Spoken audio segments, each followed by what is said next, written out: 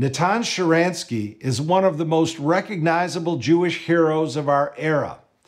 A refusenik in the Soviet Union during the 1970s and 80s, he spent almost a decade in Soviet prisons before being allowed to move to Israel, to Eretz Yisrael, where he continues to be an outspoken advocate for human rights. Natan is currently the chair of the Institute for the Study of Global Anti-Semitism and Policy, and the Babi Yar Holocaust Memorial Center.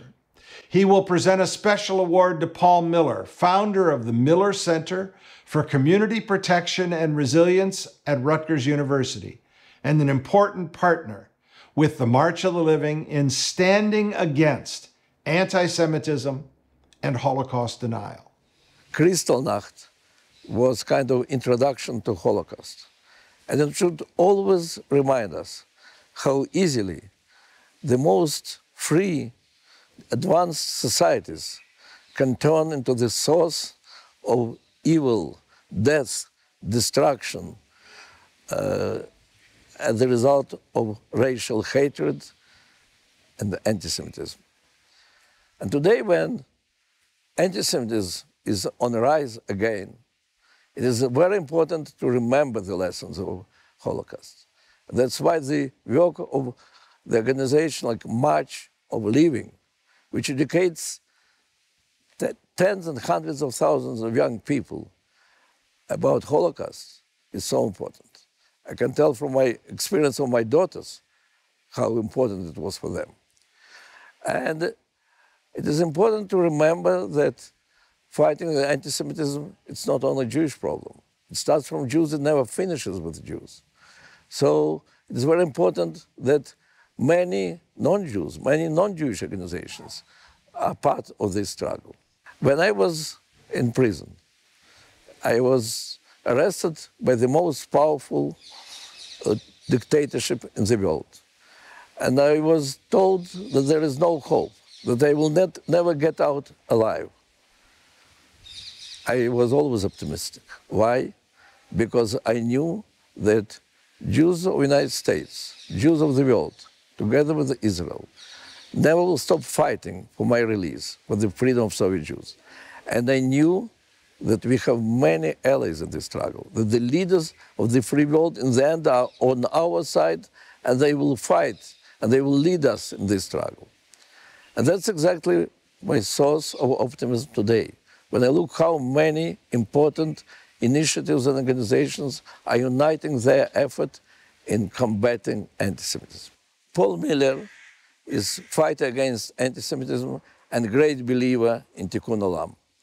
Recognizing the danger of rising anti-Semitism in Europe and America, he founded the Paul Miller Center in Rutgers University to fight against anti-Semitism and for tolerance. The aim of Miller Center is to strengthen Jewish communities, to make them more safe, and to enhance their standing in the society. As the chair of ISGAP, the Institute for Study Global Anti-Semitism and Policy, I fully appreciate the importance of work of Paul Miller and his center. ISGAP is fighting all types of anti-Semitism in academy and in other institutions. And we know how difficult is this struggle and how much effort it needs. Paul Miller's new approach to fight anti-Semitism and hatred, and his partnership with the March of Living is the reason why we, March of Living, decided to give the special award, Hanukkah, the symbol of the victory of light over the darkness, to Paul today. International March of the Living honors Paul Miller on Kristallnacht 2021 for his extraordinary efforts in advocating for human rights and protecting human dignity. I'm not sure how to begin, so let me start with two thank yous. First, to the March of the Living for this great honor, and second, and critically important, to Natan Sharansky, a man who is known worldwide as someone who has dedicated his entire life to fighting anti-Semitism and all forms of discrimination, for presenting this great honor.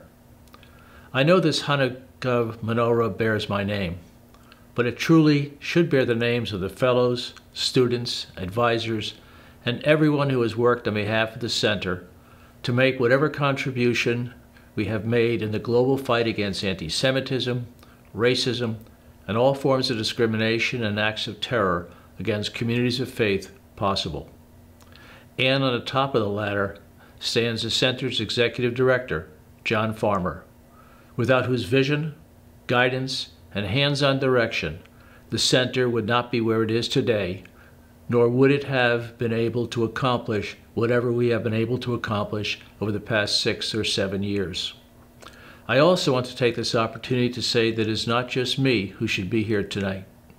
It should rather be our entire family, starting with my wife Carol, who has stood with me and taken every step I have taken over the many years we have supported and defended our people in the fight against anti-Semitism, as well as in opposition to racism and all forms of discrimination.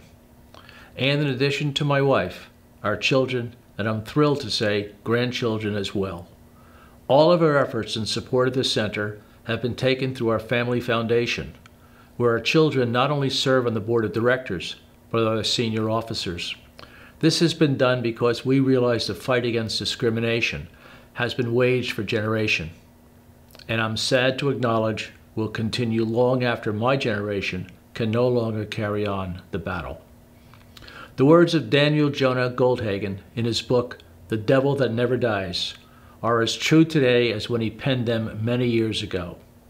The devil, after a period of relative quiescence, has reappeared, flexes his muscles again, and stalks the world with ever more confidence, power, and followers. The devil is not a he, but an it. The devil is anti-Semitism. If there was any question at all about the state of anti-Semitism, racism, Islamophobia, and other forms of discrimination and terrorism against faith communities today, globally, one has to look no further than what is happening in Europe and, regrettably, right here in the United States. Right-wing extremism and the rise of neo-Nazis is taking place in many European countries, including Poland, the very site of the extermination camps Auschwitz and Birkenau, where each year the International March to Living leads thousands in a march to make sure the world never forgets the Holocaust and that the words "never again" will mean never again. Yet it is this country's government that has been trying to enact laws that would exonerate the Polish nation from all forms of complicity in the horrors of the Holocaust, despite the reality that such acts occurred. But we do not have to look beyond our own national borders to see the evidence of Goldhagen's prophecy. The massacre of Jewish worshippers in a Pittsburgh synagogue, the discrimination against blacks in many parts of our nation continues, despite having ended our history of slavery approximately 200 years ago, discrimination that was blatantly shown by the use of troops to break up a peaceful demonstration in our nation's capital. The marches and threats against a rabbi and her children by right-wing extremists in Montana. The banning of Muslim immigration into our country. The support of the neo-Nazi marchers in Charlottesville with the words from our then president that there are good people on both sides. And if anything could chill one to the bone, it is the intent of the government of Texas to require educators to teach children that there is another side to the horror of the Holocaust. There is no other side to the murder by the Nazis of 6 million Jews and millions of others. We should all be thankful that General Eisenhower had the foresight to tell the troops, film it all, as the concentration camps were being liberated at the end of World War II, so that no one will ever be able to question the horror that actually happened. The March has chosen a Hanukkah lamp for this honor on this Kristallnacht remembrance. Illumination is a perfect way to show the world the horror of this night about 80 years ago, which ushered in the Holocaust. Saying this brings to mind the words of the song Light Our Candle by Peter Yarrow, written almost 40 years ago? What is the memory that's valued so highly that we keep it alive in that flame? What's the commitment to those who have died that we cry out they've not died in vain? We have come this far always believing that justice would somehow prevail. This is the burden. This is the promise. This is why we will not fail.